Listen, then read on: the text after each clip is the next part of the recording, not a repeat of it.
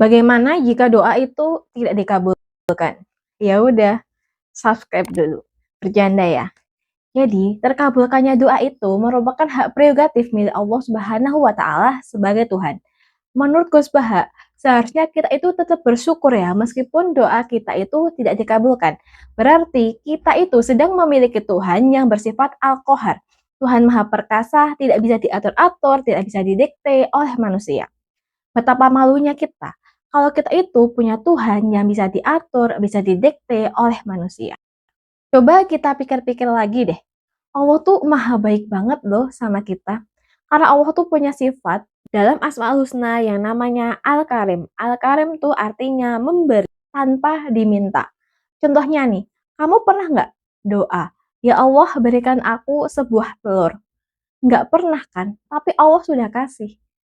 Pernah nggak kalau kita berdoa, "Ya Allah, berikan aku sepasang tangan." Pernah nggak doa seperti itu? Nggak pernah kan? Tapi Allah sudah kasih. Itu berarti Allah bersifat Al-Karim, Maha Pemberi tanpa harus kita minta. Jadi, Allah itu Maha mengetahui apa yang kita butuhkan daripada diri kita sendiri.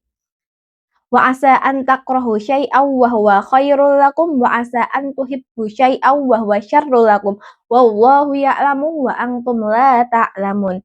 Boleh jadi sesuatu yang tidak kamu sukai itu baik bagimu. Dan boleh jadi pula sesuatu yang kamu sukai itu tidak baik bagimu. Allah Maha mengetahui sedangkan kamu tidak mengetahui.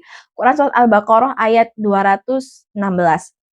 Dari ayat ini kita bisa simpulkan bahwa Allah itu maha mengetahui diri kita melebihi diri kita sendiri. Jadi jika ada satu atau dua doa kita tidak dikabulkan, mungkin doa itu belum pas atau belum cocok dengan diri kita.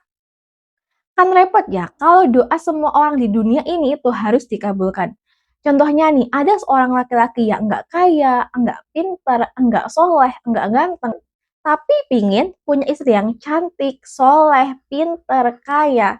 Kalau itu dikabulkan, itu akan merugikan pihak lain, ya kan? Nabi Muhammad SAW juga memohon agar pamannya Abu Thalib masuk Islam, tapi Allah tidak berkenankan. Padahal itu sekelas Nabi loh. Jadi tugas kita sebagai manusia itu adalah berusaha dan berdoa. Jangan terlalu fokus kepada hasilnya, tapi fokuslah dengan prosesnya. Cintailah prosesnya. Untuk hasil kita semua serahkan kepada Allah Subhanahu wa taala karena Allah lebih mengetahui apa yang kita perlu, apa yang kita butuhkan melebihi diri kita sendiri. Dan kita sebagai hamba harus selalu berprasangka baik kepada Allah Subhanahu wa taala. Karena Allah itu adalah Tuhan yang menciptakan dan memelihara kita. Berarti doa yang tidak dikabulkan itu doa yang sia-sia dong. Enggak dong, doa itu enggak ada yang sia-sia karena doa itu maksudnya ibadah. Jadi meskipun tidak dikabulkan itu bernilai pahala. Dan juga doa itu bagus banget loh untuk psikologis kita sebagai manusia. Karena doa itu bisa mengurangi depresi dan kecemasan. Karena kalau kita berdoa berarti kita itu yakin ada suatu zat, ada Tuhan yang maha kuasa atas segala sesuatu yang bisa kita mintai tolong, yang bisa menjadi tempat kita untuk bergantung. Jadi kita punya tempat untuk mengadu, untuk meminta, dan itu bisa membuat hati kita tenang dan mengurangi depresi dan kecemasan.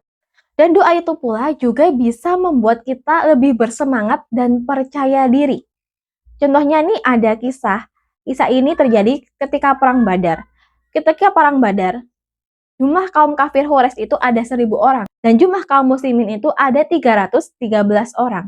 Ini jumlah yang tidak setara banget nih. Kemungkinan kaum muslimin bakal kalah nih. Dan Rasulullah SAW pun berdoa, "Ya Allah, jika engkau hancurkan umat ini, engkau tidak akan disembah lagi selamanya." Dengan doa tersebut, para sahabat dan Rasulullah yakin Allah akan membantu. Allah akan membantu. Jadi meskipun jumlahnya tidak setara, mereka tetap semangat maju ke medan pertempuran. Jadi inti dari video ini adalah selalu berprasangka baik kepada Allah Subhanahu wa taala, entah doa kita itu dikabulkan atau tidak. Dan kita sebagai manusia hanya fokus ke usaha dan berdoa. Untuk hasil kita serahkan pada Allah Subhanahu wa taala. Karena Allah tahu mana yang terbaik untuk diri kita melebihi diri kita sendiri. Gimana pendapat kalian? Yuk tulis di kolom komentar, kita diskusi di kolom komentar. Thanks for watching, see you in next video. Bye-bye.